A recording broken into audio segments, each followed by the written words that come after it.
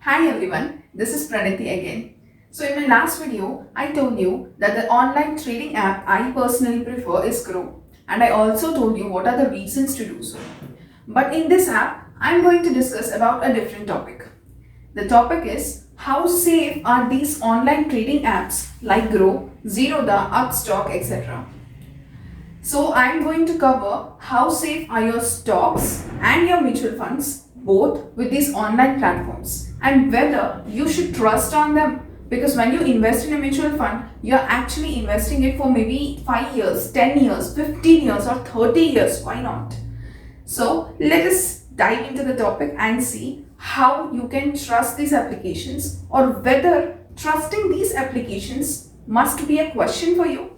Now we are talking about investment in stocks and mutual funds. These investments are called securities, and to regulate these investments or the companies, the board which works on this is called SEBI. Full form of SEBI is Securities and Exchange Board of India. Now to talk about stocks, firstly let us see how the transaction of a stock happens. To start with, SEBI has recognized two exchanges in India. The exchanges are NSE and BSE, National Stock Exchange and Bombay Stock Exchange. These are the only recognized stock exchanges of India by SEBI. Now, what do these two stock exchanges do? In simple terms, if there is a buyer and if there is a seller, now the exchange between these two people happens through NSE and BSE. But let us see this. India has billions of people and everyone obviously does transactions. Can all these transactions be handled by only NSE and BSE having offices at Bombay? That is not possible. That's why NSE and BSE appoint someone called as trading member or TM. These trading members on the seller side as well as buyer's side collect all the selling and buying orders, and NSE or BSE matches these orders and exchanges the orders accordingly, and that's how transaction is done. Okay, so this is how a share is bought or sold, and this is how a seller and buyer is matched. But now the question is, after matching this, do you really hold the shares in your hand, or do you hold the certificates or any papers of a particular share? No, obviously. Then where do these shares get stored? Now this is not done on the national exchanges. Instead, now NSE and BSE have appointed a different body to do this, and these bodies are called depositories. Now NSE plus some of the banks have promoted a body called NSDL. In the same way, BSE with some other banks has promoted a body called CDSL. Now these NSDL and CDSL are two depositories and only depositories present in India where all the stocks under any Indian's name are stored. Now, how are these stored?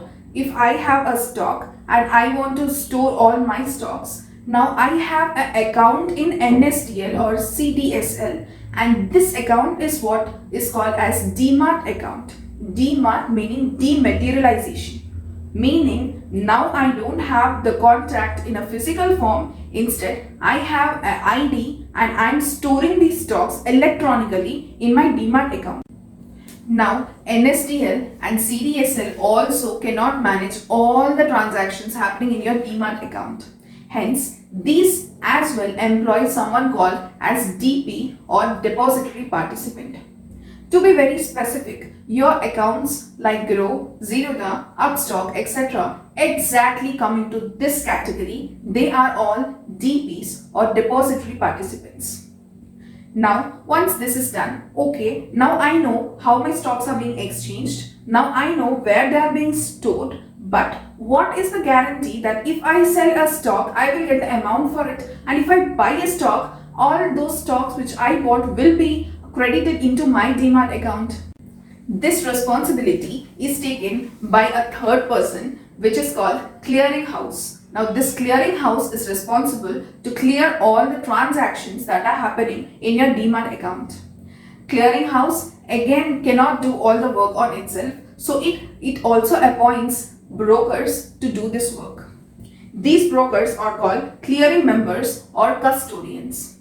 Now, after seeing this hierarchy, now we are going to see that the custodians, trading members and depository participants, these three activities can be done by a single body or different bodies. And these three activities together, if we cumulate them, then this is called as your demat account and trading account. And this is exactly what your online apps like Groww or Zerodha do. They are those people who create demat accounts and trading accounts for you. Now, demat account is where your stocks are stored. So demat account and trading account are different accounts, and both are only created by these online applications. Whatever shares you buy are directly credited into your demat account within 2 days. So it takes 2 days for this transaction to get completed. After 2 days, Groww has nothing to do with any of your shares. Then what if Groww suddenly closes today? How can I access my shares? That is a simple way. Now, if I have Groww account, and since Groww has closed down maybe today, then what I can do is I can go to Zerodha and I can open a new demat account there. First option, I can open a new demat account there, and I can I can transfer all my shares from my old demat account to my new demat account. Option number 1. Option number 2 is, if Zerodha, I don't know which depository Zerodha uses, but if Zerodha also uses CDSL, then I can simply connect my Zerodha account to my old depository account or demat account. That is, I can continue with the same depository account as well. So there are 2 options, and in both the options you can see that Groww or any other online platform has nothing to do with your demat account or your shares. If any one of you have an account in Groww, then in the end of the video I will tell you how you can get your DP number and other important numbers which you need to save. These numbers will help you to access your demat account without Groww as well.